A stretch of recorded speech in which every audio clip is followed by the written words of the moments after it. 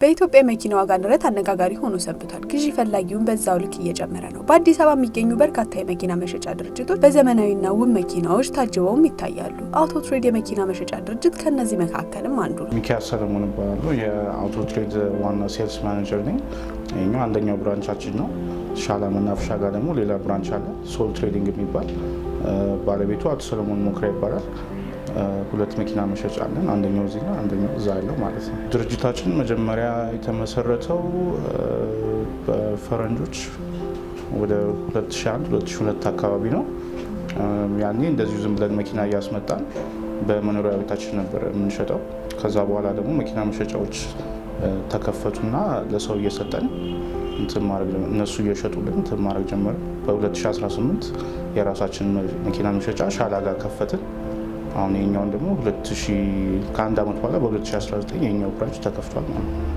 ዋና ያው ለመኪና ገዢ ተጠቃሚ ነው እንትን የምንለው ከ2020 ጀምሮ ከባንኮች ጋር መስራት ጀምረናል። ድሮ ግን ማንኛውም መኪና የሚፈልግ ሰው ኮንታክት እያደረገን ኦንላይን ላይ ስላለ እየደወሉም በሾሩማችንም እየመጡ አይቶ መግዛት ይችላል። አሁን በጊዜው ያለን ድርጅት ወደ 10 ሰራተኞች ወደ 10 አካባቢ ይሆናሉ። ከአጣቢ ጀምሮ እስከ ሹፌር እና ሴልስ ሰዎች ማለት ነው። የምንሰጠው አገልግሎት መኪና ኦርደር እንቀበላለን። ቀረጥ ነፃም ከሆኑ ቀረጥ ነፃ ኦርደሮችን መቀበል እንችላለን። ከዛም ውጪ ደግሞ ከማንኛውም ማስመጪ መኪና ተቀብለን ማስታወቂያ እየሰራንላቸው መኪናቸው እዚህ ቆሞ እንዲሸጥ እናደርጋለን ማለት ነው። የመኪና መሸጫ ቤቶች ከወጣው የማሻሻያ ታክስ አዋጅ ጀምሮ የቅርብ ዓመታት መኪኖችን በአብዛኛው እያቀረቡ ይገኛሉ። ሆኖም የህብረተሰቡ ፍላጎትና አቅም ባለመመጣጠኑ ከቅርብ ዓመታት መኪኖች ይልቅ ያገለገሉ መኪኖችን ሰዎች ለመግዛት እንደሚመርጡ ባለሙያው ይናገራሉ። ቀድሞ የነበረው ሁኔታ ያው ድሮ ያው ማንኛውም መኪና አሮጌም ሆነ አዲስ ገብቶ መሸጥ ይቻል ነበረ። አሁን ግን ያለው እንትን ከ2020 በታች ከሆነ ታክሱ ስለጨመረ ብዙ መኪናዎቹ እነሱ አይገቡም። አዲስ 00 ነው የሚመጡት። በአንድ በኩል አድቫንቴጅ አለው 00 መሆኑና አዲስ መሆኑ፣ በሌላ በኩል ደግሞ አነስተኛ አቅም ያላቸው ሰዎች አሁን አብዛኛው 00 ሲባሉ ከ850 ሺህ ብር በላይ ዋጋቸው። ከዛ በታች የሆኑ ሰዎች የመግዛት አቅማቸው እንትን ይላል ማለት ነው። የነሱ ከመኪናዎቹ አንጻር ደግሞ ያው ዩዝድ መኪና ሲሆን ብዙ ተጨንቀሽ ነው የምትሸጪው። ሄደሽ ጋራጅ ተፈትሾ ቼክ ተደርጎ መኪናው ሊያልፍም ይችላል ላያልፍም ይችላል። ግን በአጠቃላይ ይሄኛው ሲስተም ይሻላል። አዲስ መኪና አስመጥቶ መሸጡ ይሻላል። የኛ ለየት የሚያደርገው በማስታወቂያችን ብዙ አድቨርታይዝመንት ላይ ፎከስ እናደርጋለን።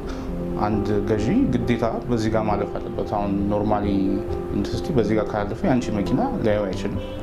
እኛ ግን ገዢው ድረስ ስልኩ ላይ በተቀመጠበት ቢሮም ከሆነ ላፕቶፑ ላይ መጥቶ ያየዋል ማለት ነው። እኛ አሁን መኪናው እዚህ ካለ ገዢው ድረስ መሄድ ይቻላል ማለት ነው። በዚህ አይነት ሲስተም የመኪና ሽያጭ ኢንዱስትሪ አሁን አሪፍ ነው፣ ምንም አይልም።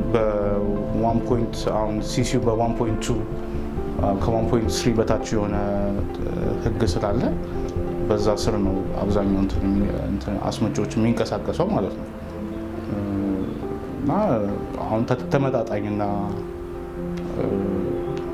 አፎርደብል የሆኑ መኪኖች እንትን እያሉ ኢንዱስትሪው ችግሩ ከማስመጣት ላይ አሁን ከዶላር እጥረት ስላለ ሀገር ውስጥ በጣም ብዙ ሀስል አለው እንትኑን ለማግኘት ማስመጫ ፈቃዱንም ለማግኘት ብሩንም ለማግኘት በጣም ብዙ ለፍተሽ ነው የምታገኙ። ኖርማሊ አንድም የመኪና በጣም ዋጋ የመጨመሩ እንትን በዛ ምክንያት ነው፣ ዶላር እጥረት ስላለ ሀገር ውስጥ። መፍትሄው አክቹዋሊ ሁሉም የሀገሪቷ ችግር ስለሆነ እንደዚህ ነው ብለሽ መፍትሄ እንትን የምትይው ነገር አይደለም።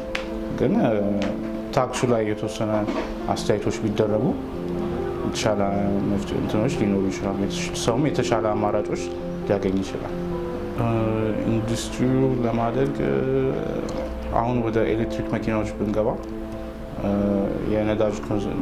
አሁን ነዳጅ ከውጭ ነው የሚገባው። እሱ ራሱ አንድ ዶላሩን የሚያሳጥረው ሀገር እንትን ምክንያት ከውጭ ቤንዚን እንትን ስለምንል ነው። ወደ ኤሌክትሪክ መኪናዎች ግን ከገባ እዚህ በደንብ ሰፊ የሆነ ኤሌክትሪክ እንትን ስላለ ያንን መጠቀም እንችላለን። ያው ትርፋማ የሆነ ስራ እንደምታየው ሁሉም ብዙ ቦታ መኪና መሸጫዎች አሉ። እንደ ኢንቨስተር ደግሞ ማንኛውም ሰው ገብቶ ቢሰራበት የተሻለ አላማ ካለው ለትርፍ ብቻ ሳይሆን እንደዚሁ ጥሩ መኪና እና ተመጣጣኝ የሆነ ዋጋ እንዳልኩሽ ደግሞ ነዳጅ የማይጠቀሙ መኪናዎችን ኤሌክትሪክ የሆኑ መኪናዎችን ለማስመጣት ሀሳብ ካላችሁ በደንብ ሰፊ ጥቅም ይኖራቸዋል። ለማህበረሰቡ ጥሩ አይነት መኪና ማቅረብ ይችላሉ። ድርጅታችን አሁንም እንደዚሁ የተሻሉ መኪናዎችን እና ታክሱ ከተሻሻለ ከ1.3 በላይ የተወሰነ ታክስ ቢቀነስልን ሰፊ አማራጮች መኪና ለማምጣት ይኖረናል። እንዳልኩሽም እንደገና እነዚህ ኤሌክትሪክ መኪናዎች ላይ በጣም መስራት እንፈልጋለን። ቤንዚን ላይ አይበሉም። ቤትሽ ወስደሽ ነው ቻርጅ የምታደርጊው። በዛ ላይ አንዴ በ5 ሰዓት ውስጥ ነው 6 ሰዓት ውስጥ ፉል ቻርጅ ይሞላልሻል። ወደ 400 ኪሎ ሜትር ይኖርሻል ማለት ነው። እና ሰፊ የሆነ ወደ ኤሌክትሪክ መኪና ላይ ለመግባት አላማ አለን ወደፊት ማለት ነው። አሁን የፖሊሲ መሻሻል ላይ ኤሌክትሪክ መኪና ላይ ሙሉ ለሙሉ ቀረጥ ተነስቷል። አይከፈልበትም። 5% ነው የምትከፊው።